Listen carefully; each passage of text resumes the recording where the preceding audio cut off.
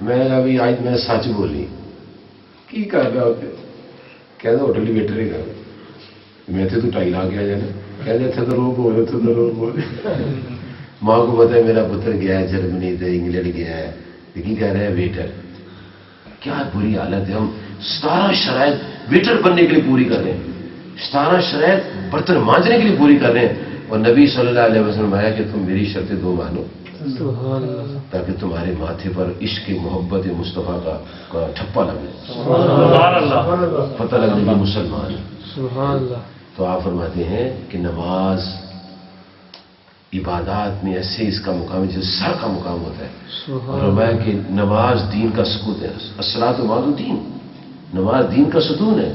اگر نماز نہیں انسان پڑھتا, کلمہ پڑھتا ہے, تو اس کا کوئی دین نہیں, کوئی ڈفرینس نہیں ہے in between believers and non believers. No there is difference. دیکھنے میں تو کچھ نظر نہیں آتا, صرف کلمے کا جو پڑھے گا پتہ لگے گا نا کہ لا الہ الا اللہ محمد رسول اللہ پڑھتا ہے, لیکن جب نماز پڑھتا ہے تو ہر بات عیاں ہو جاتی ہے. اس لیے نبی صلی اللہ علیہ وسلم کی چونکہ نگاہ میں تھا کہ ایک وقت آئے گا لوگ ایسے ممالک میں جائیں گے جہاں کرسچنز بھی ہوں گے, جوز بھی ہوں گے, ہندوز بھی ہوں گے, اور بھی لوگ قسموں کے لوگ ہوں گے, تو وہاں مسلمان ہوگا. تو جب نماز کا وقت ہے اٹھ کے جائے گا, پتہ لگے جب مسلمان جا رہے ہیں. اس لیے آقا کریم صلی اللہ علیہ وسلم فرماتے ہیں کہ نماز مومن اور کافر میں فرق کرتی ہے. اچھا, پھر دیکھیں کہ نبی صلی اللہ علیہ وبارک وسلم کی ذات پاک کو نماز سے کتنی محبت تھی. ارے نہیں یا بلال بالصلاۃ, آپ فرمایا کہ بلال ذرا نماز سے میری آنکھوں کو ٹھنڈک. سبحان اللہ, نماز پڑھی ہماری آنکھیں ٹھنڈک. سبحان اللہ. آپ فرماتے تھے نماز میں میری آنکھوں کی ٹھنڈک ہے. سبحان اللہ. میرے اور آپ کے نبی صلی اللہ علیہ وسلم فرماتے تھے نماز میں میری آنکھوں کی ٹھنڈک ہے. اب ہم خود زیادہ لگا لیں گے جن کی آنکھوں کی ٹھنڈ نماز ہے اس کا کتنا احترام کرتے ہیں. اگلے دن میں گیا ایک مسجد میں نماز وجہ پڑھنے کے لیے, تو مر کے 1.5 صف تھی. جب میں عصر میں گیا تو 4 صفیں تھی. تو میں نے سوچا یار سویرے تو 1.5 صف تھی, اب 4 ہو گئی, یہ چکر کیا ہے. کہیں یہ تو نہیں کہ سارے پاکستان سے یکدم آگے اثر کی نماز میں, کیا نہیں ادھر ہی رہتے, سویرے کام بھی آتے. دل کرتے نماز پڑھتے, دل کرتے نہیں نماز پڑھتے, دل کرتے تو مسجد میں پڑھتے, دل کرتے نہیں جاتے مسجد میں. ہم نے کیا محبت کا اظہار کیا نبی صلی اللہ علیہ وسلم سے. وہ مجھے ایک بندہ کہتا ہے جی دعا کرو میرا فلانی جگہ بیاہ ہو جائے. میں کیا ہو گیا تمہیں؟ مجھے محبت ہو گئی ہے. میں اچھا تمہیں محبت ہو گئی ہے, تو اس کی شرطیں بڑی کڑی ہے. ماں کو چھوڑنا پڑے گا, باپ کو چھوڑنا پڑے گا, کہتا سارا جان چھڑ دیں گے, انہوں شرط دین بھی چھوڑ دیں. کئی دین چھوڑ دیتے ہیں, یقین دین چھوڑ دیتے ہیں. اور پھر کیا ہوتا ہے وہ بعد میں حادثات ملتے رہے, نہ خدا ہی ملا, نہ مثال سنم, نہ ادھر کے رہے نہ ادھر کے رہے. تو مومن کو جہاں بھی جائے گا ایک نمونہ ہونا چاہیے, پتہ لگے کہ یہ مسلمان ہے, اس کی نگاہ میں حیا ہونی چاہیے, اس کا کردار کمال ہونا چاہیے, اس کی گفتگو میں, اس کے معاملات میں سچائی ہونی چاہیے. تو جب یہ دوسروں کی طرح کرے گا تو پھر کیا فرق نہیں کرے. یہ یاد رکھیں, یورپ کی دنیا یہ چاہتی ہے کہ مسلمان ایسا ہو, نماز بھی پڑھے, شراب بھی پی, بڑے خوش ہوں گے ایسے مسلمان. جو مسلمان شراب بھی پیے, نماز بھی پڑھے, اور ڈانس بھی کرے کلب میں جا کے, پھر نماز کے نام کہنے یہ بہت اچھا مسلمان ہے, لبرل. اور جو پکا نمازی ہو کہتے یہ بنیاد پرست ہے, فنڈامنٹلسٹ ہے. اور جو فنڈامنٹلسٹ ہے ہی نہیں ہے وہ کہاں کا مسلمان ہے. نبی کریم صلی اللہ علیہ وسلم فرماتے ہیں اسلام کی بنیاد 5 چیزوں پر ہے. There are 5 pillars of Islam. 1 کلمہ, 2 نماز, 3 زکوٰۃ, 4 روزے, اور 5 حج. سبحان اللہ. یہ پلرز ہیں اسلام کی بلڈنگ کی. اگر یہی نہیں ہے تو بلڈنگ کہاں بنائی اس نے. نبی کریم صلی اللہ علیہ وبارک وسلم آپ کتنی محبت فرماتے تھے نمازی سے, اور کتنی محبت نماز سے فرماتے تھے. آپ اس کی اتنا لیکچر دیا ہوا ہے آپ نے. زکوٰۃ کا لیکچر اور ہے, حج کا لیکچر اور ہے, لیکن نماز کا بہت لیکچر ہے، اس لیے کہ زکوٰۃ صرف امیر کے لیے، حج صرف امیر کے لیے، لیکن نماز ہر ایک کے لیے، غریب امیر سب کے لیے. اور جتنی تعلیم و تربیت اور جتنی ڈیٹیل اس کی آتی ہے جی، حدیثوں کتابیں بھری پڑی ہیں. نبی کریم صلی اللہ علیہ وسلم اس کے خوبیاں، اس کے فضائل، اس کی شانیں بیان فرماتے تھے کہ نماز پڑھو تو یہ ہوتا ہے، نماز پڑھو تو یہ ملتا ہے. ایک دن حضرت بزر رضی اللہ تعالیٰ عنہ آپ کے ساتھ ہیں، تو نبی صلی اللہ علیہ وسلم، خزاں کا موسم ہے، تو آپ نے درخت کی 2 شاخیں پکڑی اور ان کو ہلایا. جب ہلایا سارے پتے گر گئے، سارے پتے گر گئے. ہمیں دیکھا بزر کیا ہوا ہے؟ جی حضور اس کے سارے پتے گر گئے. اور میں سنو ابو ذر، جس طرح اس کے پتے گرے ہیں اور یہ بالکل صاف ہوگی ٹہنیاں، یاد رکھو جب بندہ مومن نماز پڑھتا ہے اس کے سارے گناہ ایسے جھڑ جاتے ہیں جیسے درخت کے پتے جھڑ جاتے ہیں. سبحان اللہ. اب دل کے اندر خوبی، محبت پیدا کرنے کے لیے یہ فضائل بیان کی. نبی کریم صلی اللہ علیہ وسلم فرمایا اگر کسی کے دروازے کے سامنے سے نہر بہتی ہو اور وہ اس نہر میں 5 دفعہ غسل کرے، 5 دفعہ غسل کرے، تو کیا اس کے جسم پر کوئی میل رہ جائے گی؟ صحابہ نے اس کے یا رسول اللہ صلی اللہ علیہ وسلم کوئی میل نہیں رہے گی. فرمایا یہ مثال نماز پنجگانہ کی ہے. سبحان اللہ، سبحان اللہ، سبحان اللہ. اور آپ امیجن کریں کہ نبی صلی اللہ علیہ وسلم نے کس طرح پریچنگ فرمائی اور کیسے کیسے آسان انداز میں، محبت بھرے انداز میں لوگوں کو دین کی طرف راغب کرنے کے لیے انعام و کرام سے نوازا ہے. نبی کریم صلی اللہ علیہ وسلم فرماتے ہیں جو مسلمان نماز سے پہلے یا جو مسلمان جب وضو کرے تو وضو کے بعد 2 رکعت نفل وضو کے پڑھ لے، تحیۃ الوضو 2 رکعت نفل، اور ان نوافل کے پڑھنے میں دل سے باتیں نہ کرے. یعنی جب نیت کر کھڑا ہو جائے، ہاتھ باندھ لے، تو یہ نہ کرے کہ میں کہاں جاؤں گا، کہاں سے آؤں گا، کیا کرنا ہے کیا نہیں کرنا ہے، روٹی کہاں سے کھانی ہے، پانی کہاں سے پینا ہے، کام ڈیوٹی پر کس وقت جانا ہے، کب واپس آنا ہے. یہ باتیں نہ کرے، اپنا دھیان اللہ کی طرف لگائے، رجوع اللہ، کانسنٹریشن ہو اس کی نگاہوں کے سجدے کے مقام پر ہو، اس کی نگاہ کانسنٹریٹ ہونی چاہیے. تو نہ دائیں بائیں دیکھے، نہ اوپر نیچے دیکھے، اور توجہ سے نماز پڑھے. تو پیارے نبی صلی اللہ علیہ وسلم فرماتے ہیں اللہ تبارک و تعالیٰ ان 2 نفلوں کی برکت سے اس کے پچھلے سارے گناہ معاف کرتے ہیں. سبحان اللہ، کیا بات، سبحان اللہ. وضو کے نفل ہے، ابھی فرض نماز تو بات ہے. سبحان اللہ. اور پھر فرمایا کہ جو مسلمان نماز پڑھنے کے لیے پہلی صف میں بیٹھے گا، پہلی رو میں آئے گا، پہلی لائن میں آئے گا، تو اللہ تعالیٰ کے نوری فرشتے اس پر درود بھیجیں گے. سبحان اللہ. صحابہ کرام رضوان اللہ تعالیٰ علیہم اجمعین عرض کیا یا رسول اللہ صلی اللہ علیہ وسلم اگر کوئی دوسری صف میں آ کر بیٹھ جائے اس پر بھی درود بھیجیں. فرمایا نہیں، پہلی صف والوں پر. عرض کیا یا رسول اللہ صلی اللہ علیہ وسلم دوسری صف والوں پر؟ فرمایا پہلی صف والوں پر. اچھا، جب 2-3 دفعہ پوچھا نا تو آپ رحیم و کریم ماشاءاللہ، آپ صلی اللہ علیہ وسلم رحمت فرمانے والے ہیں. آقا صلی اللہ علیہ وسلم کی ذات پاک نے ارشاد فرمایا، اب جب 3 دفعہ پوچھا گیا نا تو آپ نے چوتھی مرتبہ فرما دیا ہاں دوسری صف والوں پر بھی اللہ کے فرشتے درود بھیجیں. سبحان اللہ. اچھا، یہ غور کرنے کا مقام ہے کہ نبی کریم صلی اللہ علیہ وسلم نے فرمایا ہے کہ جو پہلی صف میں آ کر بیٹھے گا اللہ کے نوری فرشتے اس پر درود بھیجیں گے. فرشتے کس کے ہیں؟ اللہ جی، اللہ کے فرشتے ہیں. تو مخلوق کس کی ہے؟ اللہ. درود کس پر بھیجیں گے؟ پہلی صف والوں پر. اچھا، اب فرشتے جو ہیں درود بھیجیں گے پہلی صف والوں پر. تو صحابہ نے عرض کی یا رسول اللہ صلی اللہ علیہ وسلم دوسری صف والوں پر بھی؟ تو میں نہیں. حکومت خالق تو اللہ تعالیٰ ہے، اور حضور فرماتے نہیں پہلی صف والوں پر. تو اللہ تعالیٰ نے کوئی بات ہی نہیں کی ہے. کیا وہ آپ کون ہوتے کہنے والے کہ دوسری دفعہ میں دوسری بار میرے فرشتے دوسری صف والوں پر بھی درود بھیجیں گے؟ اللہ نے کوئی آبجیکشن نہیں کیا، بلکہ یہ بتانے کے بعد یہ ظاہر کر دیا کہ فرشتے درود بھیجتے ہیں، لیکن کب بھیجتے ہیں؟ جب میرے محبوب کی رضا. سبحان اللہ، سبحان اللہ.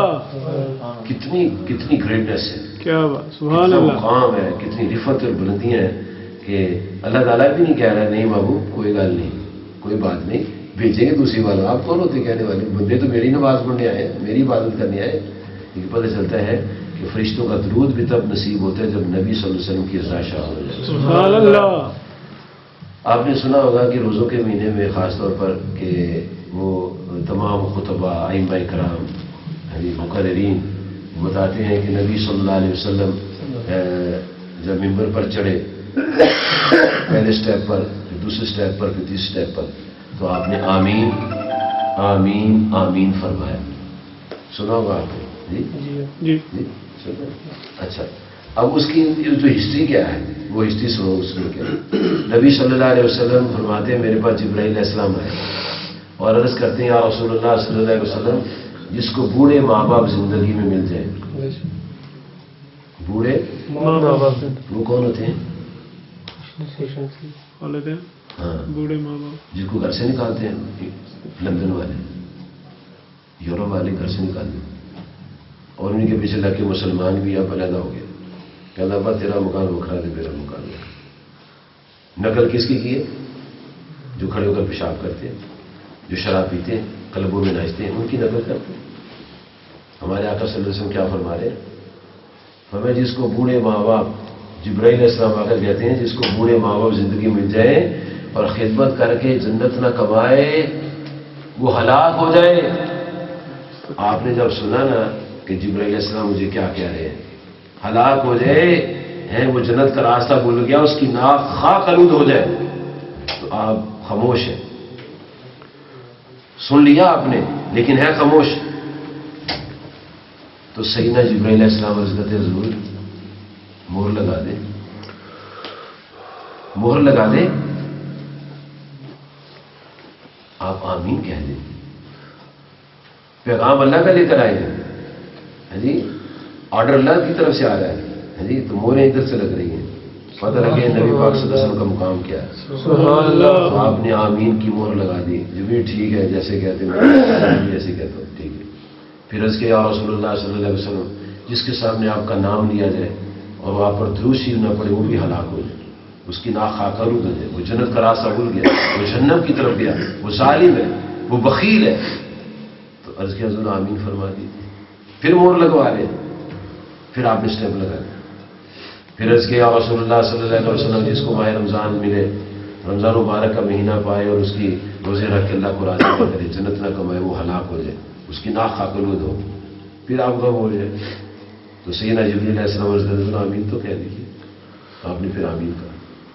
پتہ چلتا ہے کہ جب اللہ تعالیٰ کوئی قانون نافذ کرانا چاہتا ہے، کرنا چاہتا ہے نا، تو اپنے محبوب صلی اللہ علیہ وسلم سے فرماتا ہے آرڈر میرا ہے، میں اسے پسند کرتا ہوں، آپ بھی پسند کریں. اور آپ کی مہر لگ جائے تو دنیا پر فائنل کر کے بھیج دیں گے اس کو. یہ نہیں ہے کہ اللہ تعالیٰ جل شانوں کے احکام جو ہیں وہ آپ کے بغیر کچھ نہیں ہے. نہیں، عظمت دکھانی ہے کہ یہ ہے میرے محبوب صلی اللہ علیہ وسلم کی شان. جو وہ فرماتے میں ویسے کر دیتا ہوں. دیکھو نا آپ کو یاد ہوگا اگر آپ نے جمعے پڑھے ہیں یا تقاریر سنی ہے، بات سنے ہیں یا قرآن پاک پڑھا ہوگا تو آپ کو یہ معلوم ہوگا کہ ہمارا جو قبلہ تھا پہلے وہ مسجد اقصیٰ تھی. یعنی 17.5 مہینے مسجد اقصیٰ کی طرف صحیح بخاری کے حدیث ہے کتاب الصلاۃ میں. 17.5 مہینے مسجد اقصیٰ کی طرف منہ کر کے آپ نماز پڑھاتے رہے. اور جب خانہ کعبہ میں آپ نماز پڑھتے تھے تو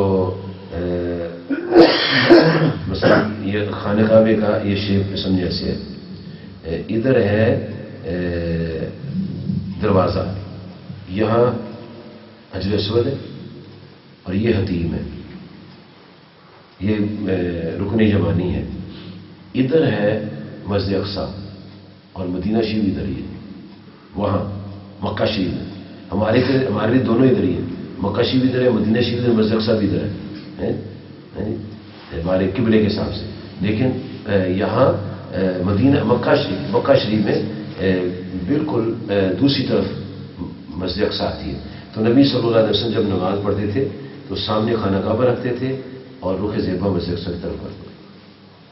تو جب مدینہ شریف میں آپ تشریف لے آئے تو مدینہ شریف میں وہ مسجد موجود ہے جس کو مسجد قبلتین کہتے ہیں.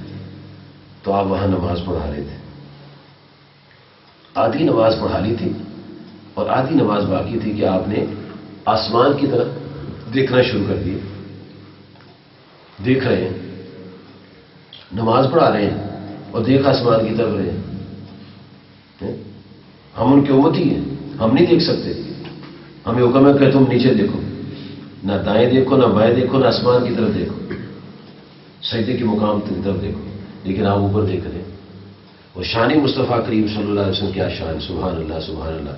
جب آپ نے اوپر دیکھا تو رب ذوالجلال والاکرام نے وہ نقشہ سورۃ البقرہ کے دوسرے پارے کے حصے میں پہلے رکوع میں نازل فرما دی. قد نرى تقلب وجهك في السماء.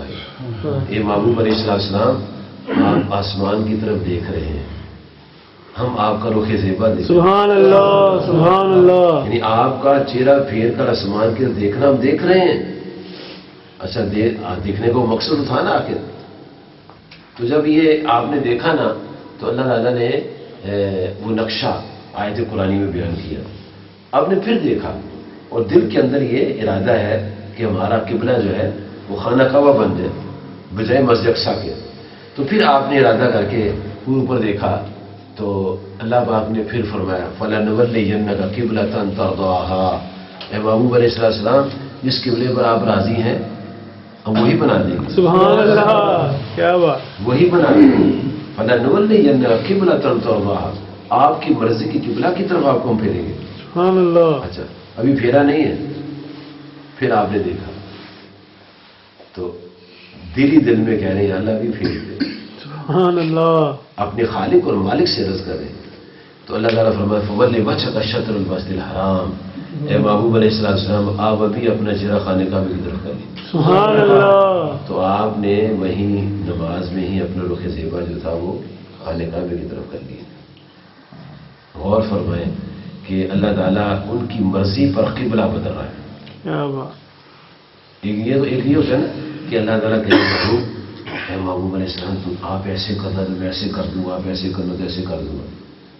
یہ کوئی پہلے پلاننگ یا مشاورتی کونسل میں کوئی ایسا مسئلہ نہیں ہے کہ اللہ پاک نے پہلے مشورہ کیا پھر ایسے کیا ہے. نہیں, ایٹ دی اسپاٹ جب آپ نے ایسے کیا تو رب ذوالجلال والاکرام نے فوری طور پر خانہ کعبہ کو قبلہ بنا دیا. ان کی تو یہ شان ہے. وہ فرما رہے ہیں, وہ ہمارے لیے کتنا انعام عطا فرما رہے ہیں, کتنی برکتیں دے رہے ہیں کہ نماز پڑھو گے تمہارے درختوں کے پتوں کی طرح تمہارے گناہ چڑھ جائیں گے, اور جیسے غسل کرنے سے میل نہیں رہتے تمہارے جسم میں کوئی میل نہیں رہے گا. اور نبی کریم صلی اللہ علیہ وآلہ مبارک وسلم کی ذات پاک نماز پڑھنے والے کو فرماتے ہیں جب تو گھر سے وضو کر کے چلے گا تو جتنے قدم چل کر مسجد میں آئے گا ہر قدم پر تیرے گناہ معاف ہو. سبحان اللہ. قدم قدم پر گناہ معاف اور قدم قدم پر نیکیاں لکھی جائیں گی. سبحان اللہ. ابھی نماز پڑھنی ہے اور نیکیاں مل رہی ہیں اور گناہ معاف ہو رہے ہیں. سبحان اللہ. کیا اللہ تعالیٰ کا ہم پر انعام ہے.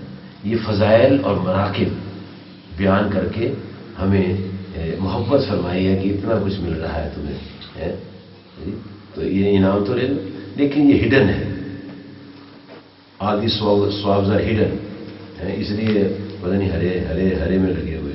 اور جو بتائے کہ تم نے اگر 8 گھنٹے دن میں کام کیا تو تمہیں فی گھنٹہ 5 پاؤنڈ ملیں گے, کیونکہ پاکستانی ملازم ہو نا, تو پاکستانی فیکٹری میں کام کرتے ہو. بڑے ظالم ہے پاکستانی فیکٹری والے, یہ ایکسپلائٹ کرتے لوگ. انہوں کو پتہ یہ اسٹوڈنٹ آیا ہوا ہے, اس کو ضرورت ہے, اس کو خوب کھینچتے ہیں. موت نہیں یاد ان کو بے ایمانوں کو, اتنے ظالم لوگ ہیں. ان کو سپورٹ کرو نا, اسٹوڈنٹ ہمارے ملک کا, اس کو سپورٹ کرو, اس کو صحیح پیسے دو تاکہ وہ اپنی تعلیم کو جاری کر سکے. اب وہ بیچارہ ہینڈ ٹو ماؤتھ چل رہا ہے اور آیا تھا پڑھنے کے لیے, لیکن وہ اسی چکر میں پھنسا ہوا ہے کہ روٹی دال پانی چل رہا ہے. یہ میں نے سنا ہے تو میں بتا رہا ہوں یہ کیا کچھ ہو رہا ہے یہاں پر. ایشین جو ہے بڑے ظالم لوگ ہیں, وہ آنے والوں نیو کمرز کے ساتھ بڑا ظلم کرتے ہیں. اور جن مساجد کے اندر یہ انتظامیہ کمیٹی والے پاکستانی یہ بھی بڑے ظالم لوگ ہیں, الا ماشاء اللہ, یہ بڑا ظلم کرتے ہیں, نہیں دیتے تھوڑی تو نہیں. تاکہ مولوی کھینچ کے رکھو مولوی، تاکہ مولوی سارے تابع رہے. آیا وہ خدا کے کام ہے، بلایا اس کو پاکستان سے، مولانا جگہ خالی ہے تم آ جاؤ، تو دو نا اس کو ڈھیروں سے پیسے دو تاکہ وہ سروائیو کرے اور اسٹینڈ کرے اپنے پاؤں پر، کھل کے تبلیغ دین کرے. اور اغیار کو پتہ لگے مسلمان ایسے تبلیغ کرتے ڈرے ہوئے لگے ہوئے. وہ روح جو ہے نا پاکستانی ادھر بھی آئی ہوئی ہے. وہاں ٹریٹمنٹ ہوتا ہے، یہ ٹریٹمنٹ نہیں ہوتا. نہیں، اپنے نیشن کا خیال کرنا چاہیے، اس کو سپورٹ کرنا چاہیے.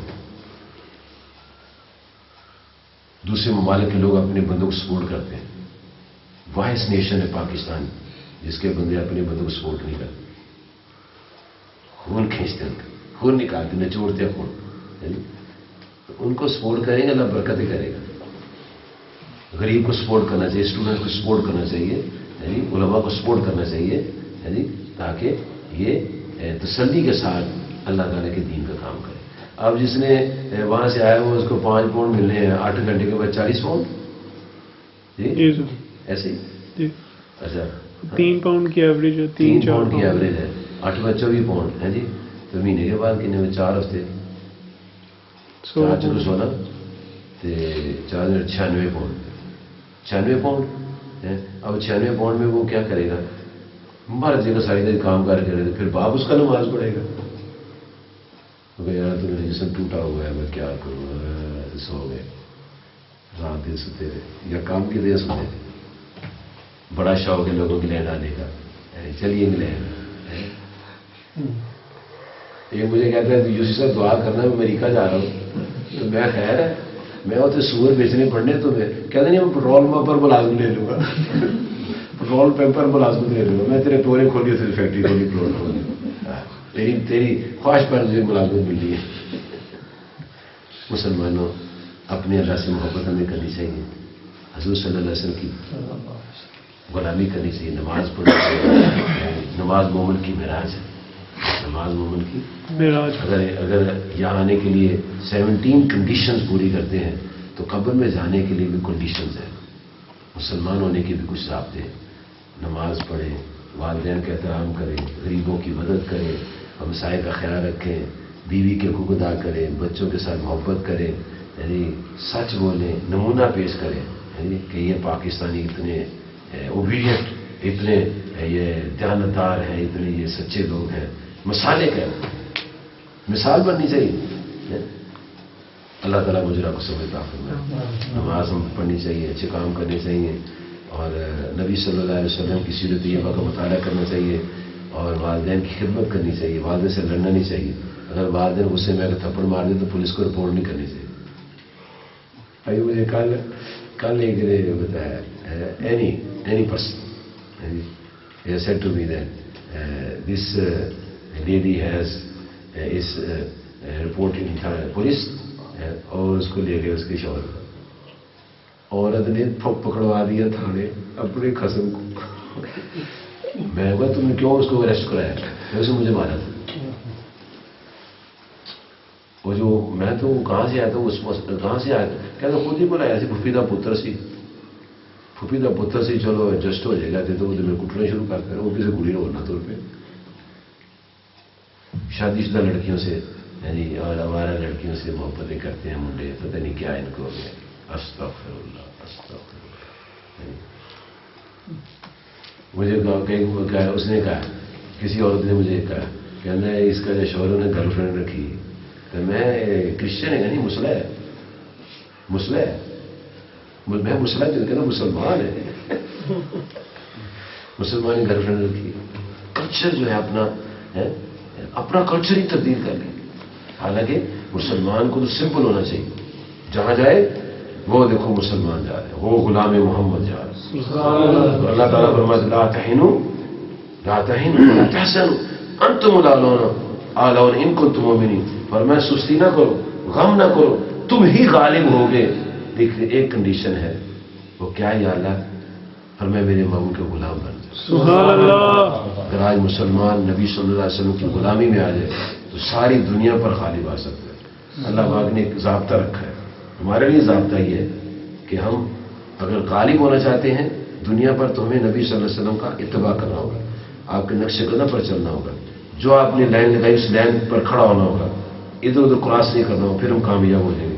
اور اگر ہم نہیں بات مانیں گے تو اللہ تو پرواہ رکھتے ہی نہیں کسی کو، تو بے پرواہ ہے۔ یہ اللہ کی بے پروائیاں ہیں، ہماری نالیکیاں اور ہماری نافرمانیاں ہیں کہ آج ہم پریشان ہیں۔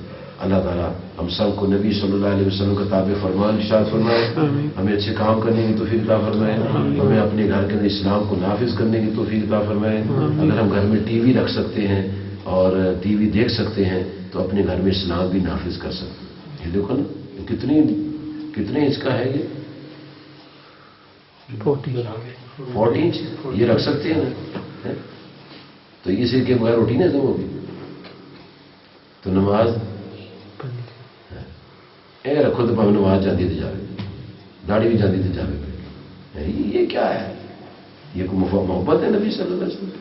نہیں، آپ کی تابع داری جو ہے اسی میں اللہ تعالیٰ فرماتے ہیں اگر تم میرے ساتھ محبت کا دعویٰ کرتے ہو تو تمہارے دعوے میں کوئی وزن نہیں ہے۔